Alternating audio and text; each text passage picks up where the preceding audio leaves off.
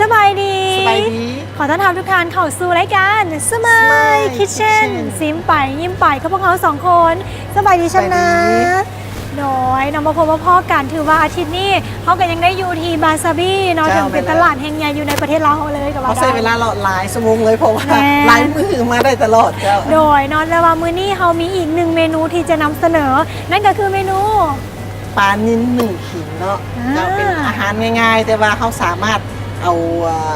วัตถุดิบที่ว่าเพิ่นมีอยู่นี่แล้วเพิ่นเฮ็ดสดๆมาให้เฮาเลยเนาะโดยเนาะเอาเป็นว่าเพื่อเป็นการเสียเวลาเฮามาเริ่มขั้นตอนทำอีกกันเลยว่าจะมีส่วนผสมหรือว่าวัตถุดิบอย่างแน่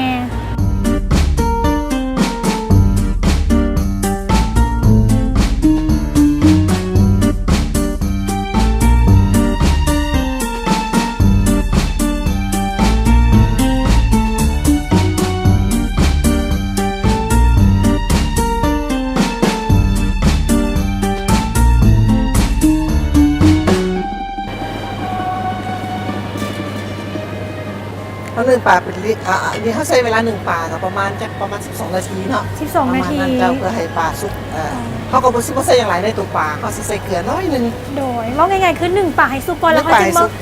มาปรุงแต่งเจ้าแม่นล่ะโดยแปลว่าคือว่าธรรมชาติที่สุดเขาสิเน้นนักสมุนไพรที่เขาสิมาเฮ็ดในมื้อนี้ตัวเด่นของเขาเป็นขิงเนาะขิงนี่สามารถเอามาเฮ็ดอาหารหลายๆอย่างได้อยู่ในนี่หลายคนอาจสิกินนึ่งปลาราดพริกปลาหนึ่งมะนาวเนาะแต่ในมื้อนี้เขาอยากให้กินที่ว่าผู้ที่บ่กินเผ็ดเลยก็สามารถกินได้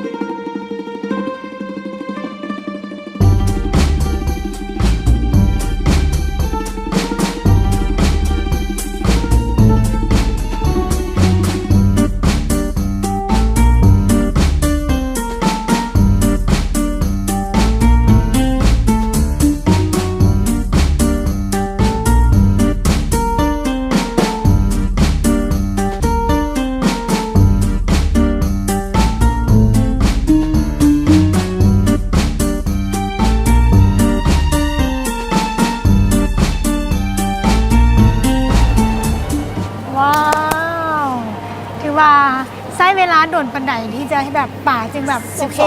12 นาทีเปเลย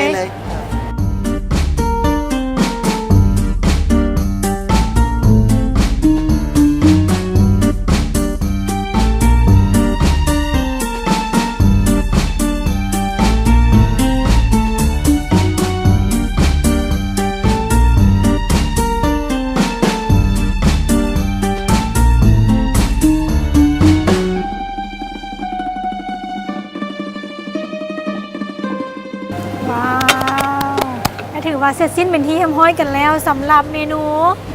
ปลานิ้นหนึ่งขิงปลานิ้น1ขิงเนาะเดี๋ยวเขาจะมาลองซีมฝีมือเชฟลองเบิงว่าจะเป็นแนวไหนนะเพราะว่าปลาของเพื่อนนี่ก็เอามาแบบสดๆใหม่ๆเลย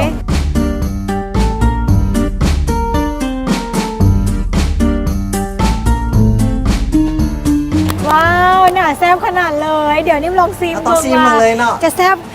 คือหน้าตาปลาที่ว่าสดขนาดนี้จะไหนก็ต้องแซ่บอยู่แล้วเนาะเดี๋ยวเชฟนาซีมน้ำกันได้นิ่มซีมเขาเนี่ยตักขิงใส่เนาะโอเคบ่เผ็ดห้ามมองว่าบ่เผ็ด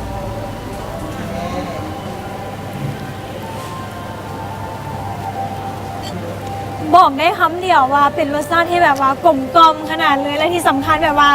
ได้รสชาติของป่าจะหวานๆแล้วก็กินกับขิงบางเพศนี่บ่เพศหลายตัวนี้เหมาะกับเด็กน้อยก็กินได้ผู้ใหญ่ก็กินดีตัวนี้ผู้เฒ่าให้กินดีเพราะมีผักสมุนไพรหลายอย่างเป็นเมนูรักษาสุขภาพอีก1เมนูเลยก็ว่าได้เนาะต้องขอบใจเชฟนาที่มา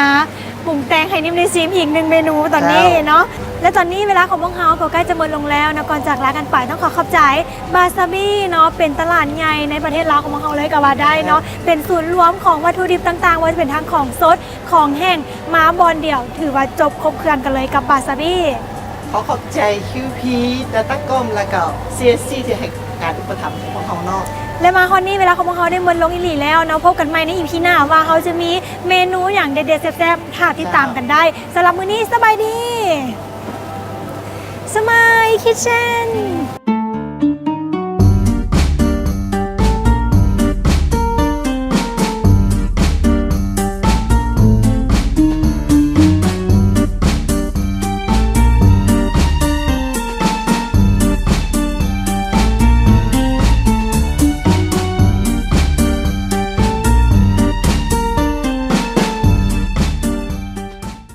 เทคโนโลยีในทุกมือได้เปลี่ยนแปลงแนวทางการสร้างและบริหารธุรกิจบ่ว่าธุรกิจของท่านจะแม่นประเภทใดพวกเขาเข้าใจถึงความท้าทายด้านธุรกิจที่ท่านพบพอ Datacom ทีมงานที่เพียบพร้อมด้วยความรู้และประสบการณ์บวกกับอุปกรณ์ที่ทันสมัยช่วยให้ท่านบรรลุเป้าหมายได้ง่ายขึ้นธุรกิจทุกมือนี้มีการเปลี่ยนแปลงไว